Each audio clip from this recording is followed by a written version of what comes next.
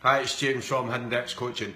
So my clip today, I thought we'd talk a wee bit about fear and faith, right? And for me, fear is when your imagination is undirected. So when you just allow your mind to control you, you can be very, very fearful, right? Where faith is when your imagination's directed. So when you decide what you want to focus on and you put a lot of focus towards that, then and you direct your imagination towards that, then you can be a lot more faithful in that moment. So and to me it's a bit like a muscle, right? And the more you work it, the stronger it becomes. So if the more you work that faith muscle, then the stronger your faith will be in yourself and everything that you're doing. But what struck out to me, and it really came up a lot during the 5-day workshop that I had last week, was in times in life we went through probably in our past so many really, really fearful moments. Whether it was quite interesting whether you had the best upbringing or a really tough upbringing. Everybody was going to meet this moment, So if it happened to you very young in life, you were kind of a wee bit more prepared, but you just went through stuff for far too long. Where a lot of people maybe had this really supportive upbringing, but then obviously get into relationships, jobs, all that sort of stuff. So at one point in your life, you're going to face fear. It's just you can't avoid it. No matter what happens, you're going to get through it. But I think what stops us realising how well we've done is that bit of not recognising how much faith we've had in moments of being really fearful. If you were, maybe in a relationship that was really bad, in that moment you just decided like enough's enough, I need to get out of this, right? Well, the thing that got you out of that was faith, faith in yourself that you need to make a change, right? And that's what I'm trying to say is like often the times in our life when we've been really, really fearful, that's when we've used faith at its best. But then what happens is we pull ourselves out of all this crap and then we get to a place of contentment and then we just stop working that faith. So the only thing that got you from your toughest and darkest times to a feeling of contentment was complete and utter faith. Complete and utter faith in yourself. But then when you get to there, you just stop. So then what happens is that fear muscle starts to creep in again, and then it'll, then you start to really beat up yourself. And I think the thing that holds most folk back the most is, their expectation level.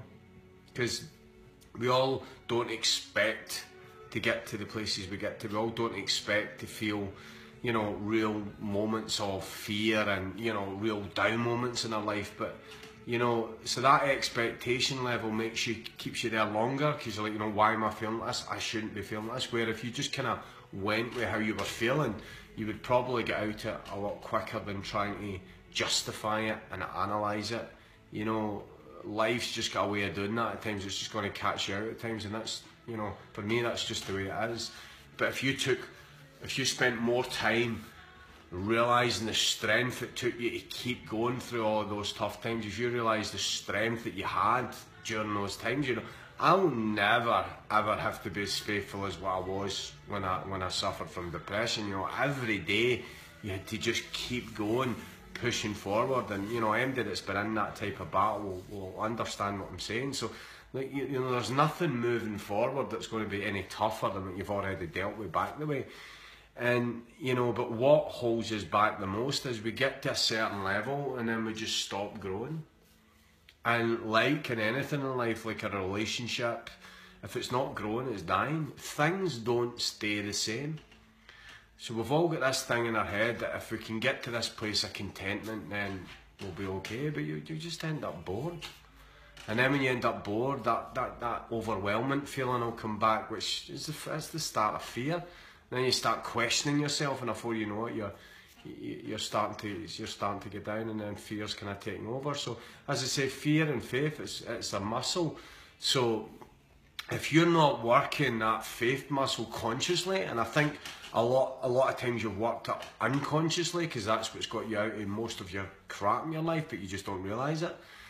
But if you work that faith muscle consciously, it will grow and it will get stronger and stronger and stronger, and then you'll just, you just kind of move forward all the time. You just do things.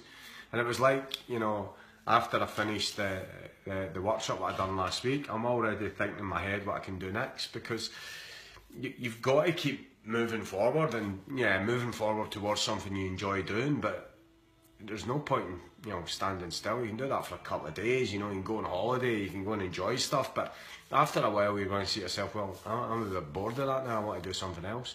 So what I would say is the importance of faith and fear, and fear is just your imagination undirected, faith is your imagination directed. But if you don't think you've got faith, I think you should spend some time realising the stuff you've got yourself out of. But you think just because you get yourself out of it to that breathing space that it didn't take faith to get yourself out of that. It took amazing courage to get out of that stuff. But then when you're out of it, you just stop. And that's the bit that you need to work on. You need to keep pushing that faith, keep building it, keep building those beliefs in yourself, questioning the belief structure that you've got. That belief structure that got you into all that trouble years ago, it's a wee bit out of date now. So you can look at that, you can reevaluate that, you can reevaluate your surroundings, you can reevaluate the people you spend time with. But you want to be working that faith muscle, and it is a muscle, and the more you work it, the stronger it becomes. Alright, so that's just a wee bit on fear and faith. My seminar on the 6th of August is sold out, so thanks for that. The 2-day workshop, so if you've done a seminar or you're going to this one, then the next step would to get to that 2-day workshop where you'll discover how these laws of attraction work. And then I am planning another 5-day workshop because I've been getting a lot of interest about that. So I'm just getting the dates confirmed this week for that, and another 1-day workshop, because I know some people missed out on that one. Alright, listen, thanks for listening, and you have a great day. Okay, bye bye.